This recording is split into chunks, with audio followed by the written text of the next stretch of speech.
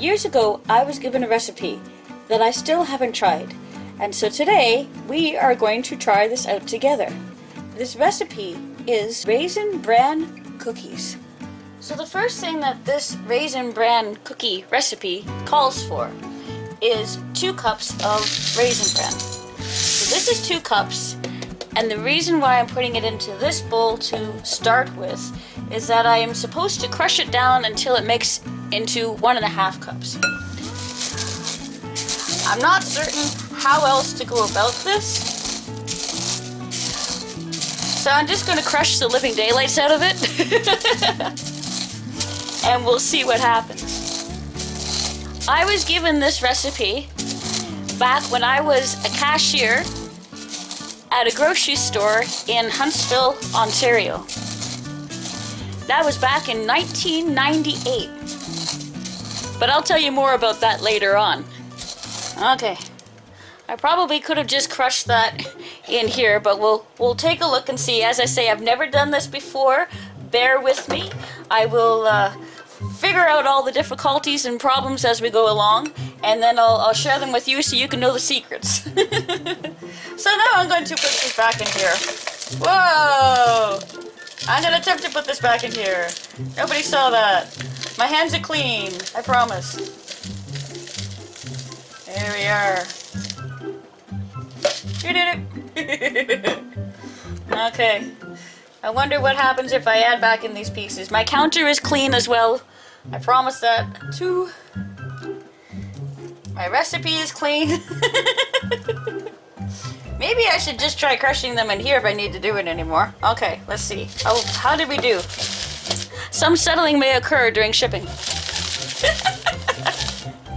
And, hey, there we go. I am at, well, you can't see for the sunshine, but it is at 1.5 cups. It is a beautiful sunshiny day today, by the way, so that's all right. So I am at 1.5 cups now, so I'm going to put them back in here, just out of curiosity. Let's just see here. Okay, yeah, if you want to use a potato masher in here, well, it kind of works. I think doing it this way first, even though it might be an extra step and it's a whole lot of fun trying to put it back in, is probably the better way. I'll leave it up to your discretion. Alright, there we go. Now, I'm already going to be deviating from the recipe because my recipe calls for 1 cup of all-purpose flour, but it also calls for 1 cup of whole wheat flour, and I don't have whole wheat flour, so I'm just going to use 2 cups of the regular white all-purpose flour. And just so you know, you will find the recipe in the description box, so I gotta find the right figure, whoop, in the description box below. And I will have it there as I have done it, as well as how the recipe tells, okay? So I am to mix these in together, and I'm also to add in 1 teaspoon of baking soda. So 1 teaspoon, drag that off on the inside, perfect, of baking soda. Okay. I like the crunchy sounds. I don't know if you can hear them. It's kind of satisfying. If you use the whole wheat flour, I would love for you to tell me down in the comments exactly how they turned out and what you think the difference is. Aside from the fact that probably they're a little healthier with the whole wheat, but that's okay. So I've switched out my bowls. I have a much larger one to work with now because I know all of my recipe ingredients are going to end up in here. What I'm doing now is I have 1, 2, 3 quarter cups, so 3/4 of a cup of margarine, and it needs to be softened, and I actually had measured this out earlier, so it's already nice and squishy and easier to work with. What I'm beating into my 3/4 of a cup of softened margarine, 1/2 cup of packed brown sugar. Bonk. So now I have a little castle made out of sugar. I might start with just mixing this in first just to make it a little easier on myself, because they want this to be fluffy by the end. So if you have beaters, by all means, go for it. Use them. So far, looking pretty good. And I think the fact that the margarine was softened to start with is going to make it a little easier for me on this. I'll try to keep my hands out of the way so you can see what I'm doing. My apologies. Okay, so here comes the 2/3 of a cup of white granulated sugar. I'm going to get that in here. So I'm going to make certain all my bits and pieces, like all the sugar, is mixed in to start with. And then I'll give it a real good go here. Actually, I don't think that's too bad, because that's kind of moving and looks pretty good. You know, I think that looks floofy.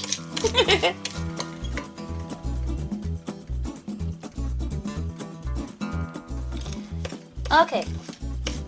Into the midst of all of my fluffy margarine and sugars, I am now going to add 2 eggs. And I think what I'll do is I'm going to add them one at a time. So I think it might be better if I do it this way. So that's what I'm going to do.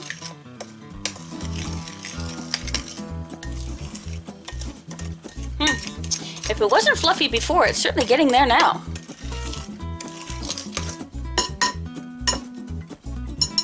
Okay, and we'll get this one mixed in well. And the next thing I'm supposed to do is go and get my Raisin Bran, my Raisin Bran and flour mixture and add that in.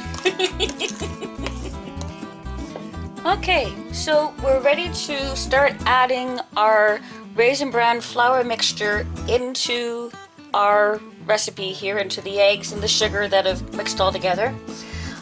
When I flipped over the recipe card, I see that the dear lady who gave me this recipe has made a little note that says she adds some salt and allspice and cinnamon, as well as chopped walnuts to these. And she says, this is really sweet, she says they like a spicier cookie and nuts seem to add something. And so we're getting to the part where I get to tell you the story while I mix this all up. But I am going to add in the 1 teaspoon of cinnamon. I do not have allspice. I think I'm just going to skip the salt because I'm funny that way. And when it comes to adding walnuts, my family, we can't eat nuts. So I again will add these different variations down in the description box below in amongst the recipe for you. But I am going to add in the 1/2 teaspoon of cinnamon because I think she's right. It would make a really nice flavor added in there. These are all going to be trial and prayerfully no error. All right. So I'm going to add the... Oh, maybe I should mix that in first. It'll get mixed in together. Here we go. I'm just going to add this a bit at a time. And I don't want to dump it because I don't want the flour poofing up. So I'm going to add a few spoonfuls in here to start with of the flour and the Raisin Bran cereal, like that. There we are. Especially since I haven't mixed the cinnamon in yet. I'm just having fun. It's all good. So we'll get this all started in. And this gives me time to tell you the story. So I believe that it was back in around 1998. Yes, I was, you know, a very young worker then. I was 12. No, I have no idea how old I was. But I was working as a cashier at the independent grocer in Huntsville at that time. And I remember this lovely lady, she really was, she and her husband just had the nicest disposition. And I remember them coming through my till with many, many boxes of Raisin Bran cereal. And because I I'm chatty like that, and I was curious, and they had a number of groceries. I asked at the time, why were they buying so many boxes of the cereal? And she said that they were going to be making cookies with them. Well, I had never heard of Raisin Bran cookies before. And she said, oh goodness, you have to try them. They are absolutely my grandchildren's favorite thing in the whole world. Now, I never would have thought of children liking Raisin Bran, you know, so much, let alone Raisin Bran cookies. I'm thinking, yes, they would probably like Rice Krispie squares or something like that, but Raisin Bran cookies? But she said they absolutely love them. I believe I asked her, or she may have just offered, to bring me in the recipe. And she did. I wasn't there that day, but this recipe that I'm using is the one that she left for me. And she had written my name down, and she put it on the bottom. I wonder if any of the grandchildren will be watching this. The couple were much older, and I don't know if they would even be with us now, but they really were just the sweetest couple. And I feel very blessed to be able to give this recipe a try and to share it with all of you as well. If you have any really neat memories, baking memories, or where you happen to find or receive a recipe that has a story behind it, I would love for you to let me know. If you wouldn't mind sharing that down below, that would be really sweet to learn that as well. So now I'm going to go and start preheating my oven to 325 degrees Fahrenheit, and then I'm going to put these onto a greased cookie sheet.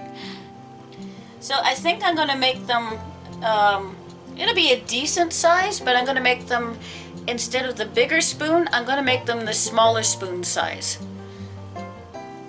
I do know that the recipe says that I am to bake these for 12 to 14 minutes.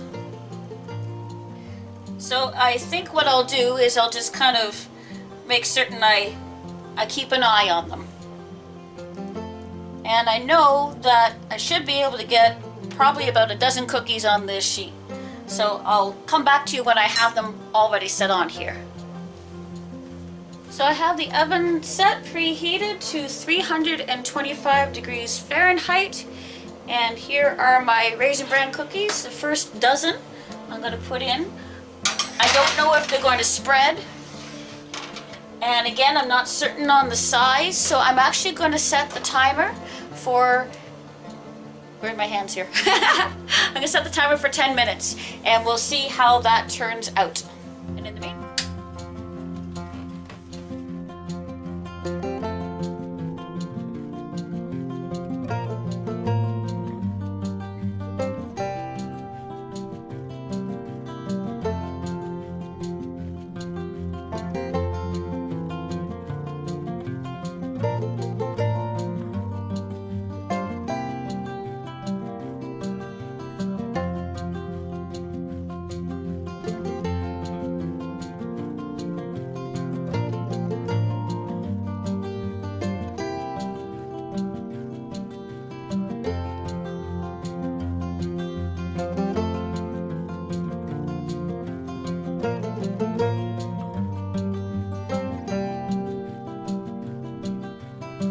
and I have to tell you, the cinnamon that we added in along the way was an awesome idea. The smell is just so good.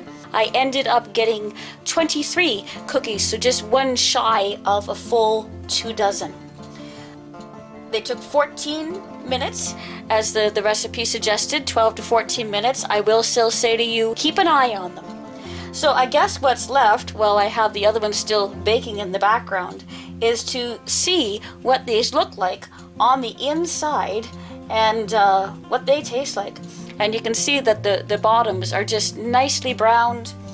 The tops are just, They're just, oh, I have a feeling this is going to be delicious. I am looking forward to this. This has been since 1998. How many years is that? I don't know. Okay, giving this a go. Oh, golly. Look at the raisins in there. It looks moist and delicious. I've got a raisin piece over here. I'm going to put this one down here. I'm hoping my raisin won't fall through. Don't fall through. It's thinking about falling through. Don't fall through. And I'm gonna give this a go. Hang on here. They have just the lightest crunch from the cereal, and they're just, oh. I'm gonna tell you right now. Excuse the crunching in the background. They don't taste like Raisin Bran. They are not heavy in the slightest. They are amazing. You have got to give these a try. So definitely give this video a thumbs up and like it so that you're going to be able to find this recipe. And I'm going to tell you now, share it with other people because they are totally going to enjoy this. And if you haven't already, maybe consider hitting that subscribe button that's down below this way. So that you're able to come back and find Steve and Shannon Anderson's channel.